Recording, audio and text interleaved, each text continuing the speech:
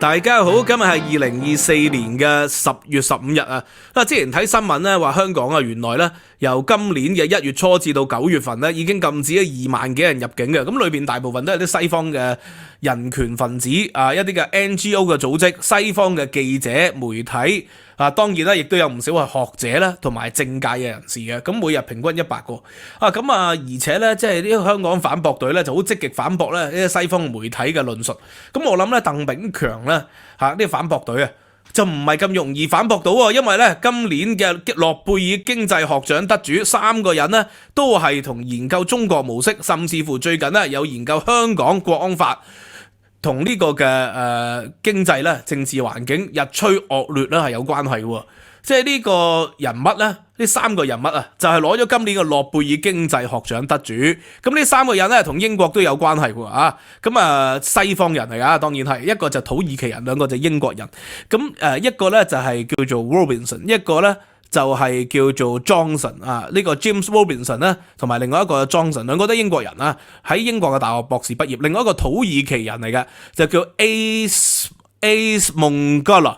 蒙古魯，咁呢個就係土耳其人，咁但係都係英國攞博士學位喎。3個英國出土嘅學者出產嘅學者就後來去咗美國度發展。咁當然啦，研究經濟學咧唔係英國就美國嘅，咁後來瑞士啊、奧地利啊，亦都係緊隨其後。咁啊英美咧係手執牛耳噶啦，呢三個人物咧都去咗美國發展，因為美國咧個大學嘅資源始終係豐富啲。有2個係 MIT 嘅教授，一個就係芝加哥大學。咁啊芝加哥大學咧就係即係呢個盛產諾貝爾經濟學獎得主。咁呢3個人物係研究啲乜嘢呢？研究政治經濟學嘅。咁啊，尤其是咧佢哋嘅書咧有大篇幅係講中國嘅崛起嘅。咁啊10幾年前已經寫咗一啲嘅理論去解釋中國嘅崛起。咁啊而反駁咗咧近年咧好流行嘅講中國模式嘅，就係10幾年前已經寫咗反駁定10幾年後嘅嘢噶啦。咁呢個好有趣嘅。咁啊佢哋即係補充咗啦，推翻咗、補充咗舊有嘅曼德斯鳩學說。嗱，喺法國大革命前咧，啟蒙運動嘅時期，有一個學者叫曼德斯鳩。咁咧佢就認為咧經濟咧係同地理位置，尤其係同氣候係有關係嘅。咁呢個當然係啦，因為人類最早期嘅係農業模式，農業模式一定要喺河流同埋穩定嘅河流有穩定水源，最好就係泛濫平原嗰度可以喺度發生嘅。咁所以咧喺人類最早嘅文明啦，而家所知就米索不達米亞啦，即係今天嘅半月灣啦呢個地方咁呢個幼發拉底河同埋底格里斯河，另外一個咧就係尼羅河啦同埋咧印度嘅恒河以及中國嘅黃河、長江。咁呢啲咧都係文明嘅搖籃嚟噶嘛。咁但係去到工業化時代咧，或者前工業化時代咁曼德斯鳩就認為咧，凍嘅地方嘅人咧就會勤力啲，容易產生經濟嘅；熱嘅地方啲人咧就會懶惰啲。呢個咧係合理嘅解釋嘅，因為點解咧？你凍啊嘛，你就梗係要不斷咁勞動咧，令到自己咧係冇咁凍嘅。你要去取暖啊、生火，你都要去劈柴啊，否則嘅話咧你就會凍死嘅。咁所以咧喺凍嘅地方你唔去勞動咧，你就好容易會死嘅。相反喺熱嘅地方咧，佢哋勞動咧反而會容易死喎，因為勞動咧熱散唔到熱啦，就會脫水中暑咁所以咧喺熱嘅地方咧，喺工業化以前咧，基本上都冇經濟發展嘅。即使印度亦都係啦，熱嘅地方咁經濟發展就差啲。中國咧南部咧經濟發展長期不如北部喎，咁呢個係有一個即係合理嘅解釋嘅。咁但係隨住工業嘅發展咧，有呢個雪櫃啦、冰箱啦、冷氣機啦。車啦，各方面嘅現代嘅科技，令到咧呢個亞熱帶經濟都開始發展起上嚟。所以咧，新加坡嘅領導人李光耀講過，如果冇冷氣機啦，新加坡人咧可能發展唔到經濟。呢個係曼德斯鳩學說嚟。咁但係呢3個學者咧所做嘅工作咧就係要補充翻呢個過時嘅理論啦。因為喺現代社會咧，佢就係解釋喺墨西哥同埋喺呢個嘅美國，邊境之地嚟嘅啫。咁近嘅地方，點解經濟會咁大嘅差異呢？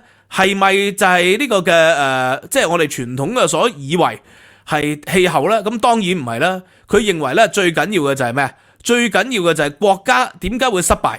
權力富裕同埋貧困嘅根源啊！呢個10幾年前寫嘅書就係解釋咧墨西哥同美國之間其實就係民主制度啊嘛嚇，咁啊佢就歸納咗咧社會咧可以分為兩個社會，一個咧就叫廣納型嘅社會啊，好似美國、英國咧呢一類就係屬於廣納型嘅社會，就係咧可以吸收新嘅移民啦。佢哋3個都係移民啦，兩個英國去美國嘅，一個咧就係土耳其去英國再去美國嘅，然後咧吸收到唔同嘅意見，就廣納唔同嘅意見，咁啊社會咧會不斷咁咧碰撞，不斷咁咧進步嚇，可能會倒退，但係咧就會進步嘅。咁好似英國咁啦，英國咧好似咧個施政咧始終都好惡劣咁樣嘅，但係咧英國近代史就冇出現過嚴重嘅災難喎嚇，即係一次世界大戰、二次世界大戰以後啊，二次世界大戰以後英國咧，你話窮極咪就係石油危機啦。呢個嘅70年代嚴重通脹啦，所謂嘅停滯性通貨膨脹好嚴重啦。咁今天咧又係啦，脫歐以嚟咧，英國嘅各方面問題、移民嘅問題啊、財赤嘅問題啊都嚴重。喂，城市不斷有破產，但係又冇出現過大規模人道嘅災難，我冇見過英國人啦就不斷咁即係逃亡啊、偷渡啊、做難民冇嘅。咁啊，所以咧呢個叫廣納型社會，佢未必咧可以改善到社會民主制度。咁但係咧廣納型嘅社會咧就能夠防止到咧社會嘅迅速嘅崩壞，然後變成一個 fail state， 一個所謂嘅失敗嘅國家 national fail。咁啊冇喎，廣納型嘅社會就好少嘅。相反，另外一類社會好似墨西哥咁啦，就係屬於咧呢個叫剝削型社會啊，榨取型社會或者叫做咁啊。榨取型社會咧喺亞洲就好多啦。咁啊喺佢嘅書裏邊咧，中國就屬於一種榨取型嘅社會。咁咧佢就以1949年咧至今啊，中國咧1949年至今咧13年啦，呢個版本13年嘅時候出版。咁至今咧60幾年嘅歷史，有一半以上咧都係陷於混亂之中嘅。喺1979年咧後改革開放好似好一啲，但係80年代咧又陷入咗混亂啦。呢個反官倒運動啊，然後呢個嘅反自由主義啊、反社會反呢個思想污染啊、資產階級自由化，不斷咁都有混亂過80年代。咁啊，直至到咧90年代鄧小平南巡去到咧 WTO 朱鎔基簽訂咗，咁啊中國嘅社會開始變好啦。咁但係喺60幾年裏邊咧，有成40年啦，當時認為係混亂嘅。咁而家再拉長咗，後來即係呢幾年中國係混亂啦，還是係發展？咁呢個就係留俾大家自己去判斷啦。但係以佢呢本書嘅講法咧，似乎咧廣納型嘅社會咧，佢未必會好好，但係就唔會出現嚴重嘅混亂喎。相反，榨取型嘅社會咧就容易出現咧 fail state 嘅，就係即係國家會導致失敗嘅嚇。咁啊，有啲人話中國係修正啊，鄧小平咪修正咗毛澤東咯？喂，係死咗成幾千萬人之後先至修正，而係死咗幾千萬人之後，仲要隔咗幾十年之後先修正喎。死完幾千萬，再死幾千萬，咁啊，然後先修正，然後幾億人陷入咗呢個嘅政治混亂之中先修正，呢個係一個太過沉重嘅代價啦。8964經歷過8964，然後先至修正反官倒嘅問題啊。咁但係反官倒嘅問題都至今冇解決到啊。你見到中國而家反貪不斷咁每日都拉貪官咁啊，而家中國咧已經有幾百萬嘅貪官，9000萬嘅黨員裏邊咧有超過5%嘅人咧已經俾人拉咗咯。咁呢個係幾恐怖嘅事情嚟啊，係咪啊？所以至今咧呢個腐敗嘅問題，8964嘅時候所話要反腐反官倒。到今天似乎都未能夠解決。相反啦，喺一個廣納型嘅社會，歐洲啊、德國啊、法國啊、英國啊，你好似見唔到個政府有好有效率嘅施政，係因為咧榨取型嘅社會咧先能夠有效施政嘅。呢個佢嘅書裏邊都有咁研究。其實喂，因為大家聽到我講呢幾年嘅嘢咧，其實我一早係吸收咗佢哋呢幾套書所講嘅理論嚟噶。因為榨取型社會咧有效率啊嘛。但係呢個效率咧可以效率地好，但係同時間可以效率地壞嘅。咁所以佢嘅研究咧就喺10幾年前已經預言啦，中國呢種模式咧就不能夠長遠嘅，因為喺歷史上話俾你知，榨取型嘅社會好似蘇聯咁，強如蘇聯，最長不過40年啫。佢強完40年之後咧就盛極而衰啦，因為佢唔能夠廣納到唔同嘅意見，唔能夠咧令到個社會咧持續地發展喎。所以咧喺呢個嘅史太林死咗之後咧，蘇聯就一直衰落到去幾時咧？去到戈爾巴喬夫嘅時期，就發覺咧已經係崩壞啦，已經整個社會制度咧唔能夠再運作啦，然後先至改革。但係改革咧好快咧蘇聯就解體咗咯。呢個就係榨取型社會喺過去嘅歷史上面咧，都係證實到咧唔能夠長久喎。相反，廣納型嘅社會佢未必好有效率，但係會長久。嗱，呢個咧係佢好多年前寫嘅書嚟啦，10幾年前。後來咧佢再一個新嘅書就係呢個咧自由的俠狼啊。呢個自由的俠狼咧就係國家社會如何咧去改變命運嘅。呢個係新啲2020年。咁但係呢個我未睇過嘅，所以我就冇辦法同大家導讀。有機會我睇完再分享俾大家。我睇嘅另外一本咧就係今日要介紹呢一本啦。呢個本咧就係我甚至乎咧印咗一張出嚟俾大家睇。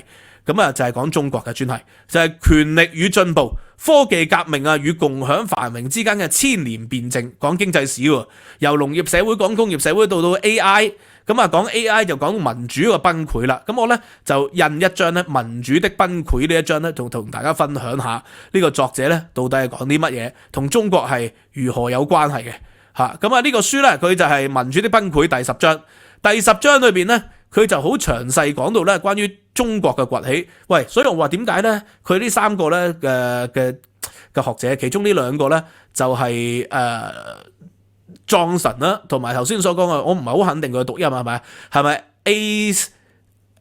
A school 啊嚇 A school 咁啊？呢個咧就講到彭帥嘅事件喎。彭帥啊就俾張高麗咧係強迫啊嘛，性侵啊嘛嚇。20分鐘後咧就刪除咗啦。即係用呢件事就講到明咧，中國就唔係一個咧廣納型社會嚟喎。中國個媒體咧就係受到嚴密嘅控制喎嚇。然後咧就係大數據。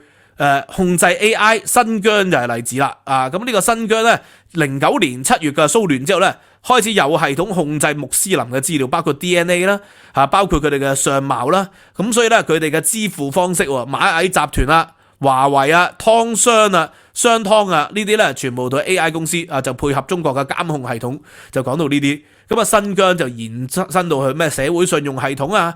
咁啊，香港而家咧周圍都係視像頭啊，各方面啊。咁佢就話咧，喺20幾年前咧，啲人咧就係用手機咧開始就係搞民主運動嘅，手機簡訊嚟協調咧。2001年啊，就菲律賓國會抗議喎。咁但係如今咧，呢人工智能越嚟越成熟，社交媒體越嚟越犀利，所以就變成咗咧佢哋更有效地壓榨民主，令到民主退潮啊！所以你發覺你聽呢啲理論咧，就係我成日講嘅嘢，就係吸收住佢哋啲書嘅。咁咧佢就話咧維基解密啊嗰啲咁嘅人咧又俾人哋打擊啦。原本係揭露腐敗嘅，而家咧就喺西方咧亦都會俾人打擊嘅。所以呢個就民主退潮啦。社交媒體嘅登場啦，去到革命就阿拉伯之春啦。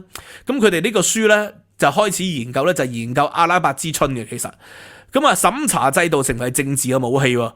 令到呢個民主嘅退潮，譬如話共產中國啦，毛澤東咧就係搞反右運動啦，57年至59年啊有50萬人係槍決嘅，其實就唔止嘅。根據毛澤東自己講法，至少有200萬人嘅。咁好明顯佢哋唔係研究中國經濟史啦，佢係應該揾下我，就係一齊同佢修改嘅呢點。咁啊然後啦70年代至80年代啦，情況有改變啦。76年毛澤東嘅妻子同埋3個強硬人物，稱為4人幫啦。敗陣落嚟咧，中國推行改革開放咯。到89年天安門啦事件，咁但係咧公眾咧去到2010年咧，大規模發表意見難度越嚟越犀利咯，越嚟越難咯，因為有社會監控啊嘛。所以咧佢呢度講咧榨取型社會咧就開始變成咗咧1984年所講1984呢本書所講嘅美麗新世界喎，喺中國好歐威爾式嘅嚇。咁啊就係講到啦 VPN， 好多大學生咧喺呢個環境底下咧。就慢慢純化咗啊！對 VPN 嘅興趣都缺噶啦。即使去到美國啊，去到英國讀書咧，仍然係擁護咗嗰個制度啊，因為長期被純化咗。即係中國制度最大問題係咩咧？佢明明係一個短時期嘅成功嚟嘅。喺1949年至今咧，有一半以上嘅時間都係失敗而混亂嘅。佢得一半嘅時間係成功嘅啫。然後佢就宣揚咧，而家呢個時候成功啦。咁但係咧，佢難保下一個時候又進入翻以前嘅失敗同政治混亂裏邊嘅咯。即係呢個就係榨取型社會，冇辦法有效地修正到佢哋嘅社會問題，一定係要撞牆死好多人先能夠咧有180度嘅扭轉。同埋民主社會咧就會廣納意見然後咧不斷咁修正。雖然不斷修正咧，佢個唔好處咧就係效率好低。但係不斷修正咧，佢個好處就係避免餓死人啦，避免咧會好似俄羅斯咁出兵打仗啦。咁啊，當然英國、美國有出兵打仗啦，就係打人哋一啲國家啦，係咪？但係唔會係咁送自己嘅子弟兵上去喎。如果當國內咧有反戰嘅情緒，好似越戰咁樣，然後咧就會修正翻噶咯。咁啊唔會出現到抗美援朝啊，中國嘅人民志願軍不斷咁送上戰場嘅情況。咁所以朝鮮戰爭咧亦都係咧國內嘅聲音，最後咧咪修正咯。起碼唔會有幾千萬人咁死。美國冇見過，英國近代亦都冇見過咯。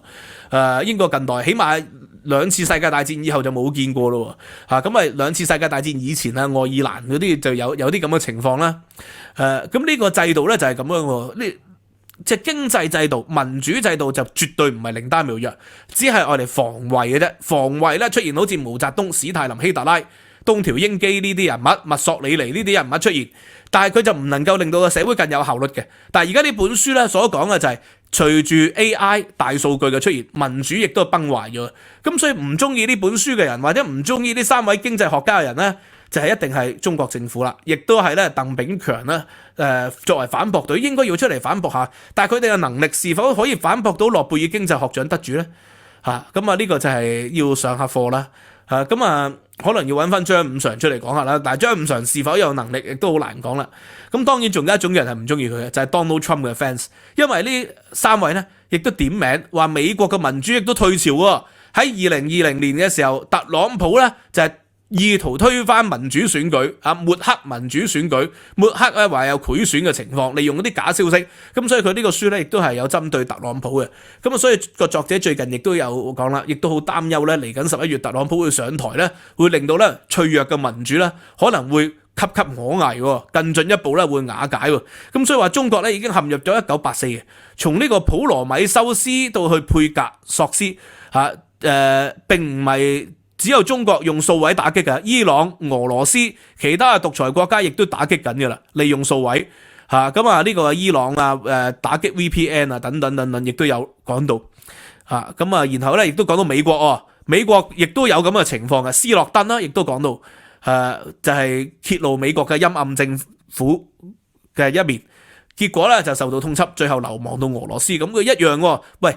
喺美國嘅學者係可以講美國嘅負面新聞嘅，呢個就係廣納型社會嘅特點啦。榨取型社會咧就係你喺嗰個社會你講佢個社會嘅新聞咧，你就會好容易俾人請飲茶，甚至乎咧就會俾人哋話經濟犯罪，然後就坐20年呢個就好危險嘅。所以點解榨取型社會不能夠長久發展呢？呢個就係佢呢3位學者咧近年嘅重點嘅解釋嚟。咁咧佢哋呢啲書咧都係好容易讀嘅，就唔係好傳統嘅經濟學嘅，因為佢哋研究經濟史、經濟制度，所以寫嘅嘢咧都係啲平易近人嘅文字。咁所以喺台灣咧全部出咗翻譯版嘅，係值得大家讀。咁呢一個今日就介紹咗第3本書，至於另外嗰2本書咧，有一本我未睇，有一本我讀到好熟嘅，其實我就長年咧就介紹佢嘅理論。但係如果大家有興趣嘅話咧，就話俾我知，我就試圖同大家讀埋第2本書，讀完之後我可以再同大家解釋下。如果你覺得今日學到一啲嘢，或者你可以教一教鄧炳強點樣去反駁咧，我都歡迎大家喺下邊留言。榨取型社會同埋廣納型社會就係現代社會是否能夠持續進步、避免災難嘅一個絕對關鍵元素最近咧好耐冇俾外國者建議，我俾外國者建議啦，因為咧A 股咧同恒生指數有大跌，就因為呢個大招救市大招就似乎咧唔湯唔水啊嘛。咁呢個同我之前一直講股市經濟咧，或者啲人話我唔識講股市，又唔好講我係唔識講股市，但係我係睇經濟制度，所以呢個咧亦都似乎從我一直以嚟嘅分析係不謀而合啦。咁而家咧又話要推出6萬億嘅債券喎，就係呢個國家債券。咁叫我俾下外國者建議，我認為國家債券咧可以係改名為外國債券，佢嘅利息應該同外國嘅程度係掛鈎嘅。就譬如話審查下啦，你買債券嘅時候就可以自己交代啦，係咪啊？你嘅屋企人家屬攞咩護照如果攞全部係中國護照或者中國香港護照嘅，就可以利息加1厘啦。如果咧你手上持有嘅股票或者係存款，或者基金係本國嘅基金啦，定係外國嘅基金咧？如果本國嘅基金又可以加一利息咯，如此類推，甚至乎咧喺社交媒體咧，外國嘅發言咧，亦都可以加嚟嘅嚇。咁啊，如果發言次數啊達到每日平均100條，可以加一利息，咁呢個咧都係一個有效令到國家債券咧係多人買嘅一個方法嚟嘅。好嘛，今日講到呢度，希望大家喜歡。收費頻道 Patreon 咧就有呢個嘅獨家參考資料，有呢個嘅中國近代史。今個星期已經上載咗中國近代史關於呢個嘅抗日戰爭、美國蘇聯與抗日戰爭嘅歷史。希望大家支持，15蚊美元就可以無限重溫嘅。拜拜。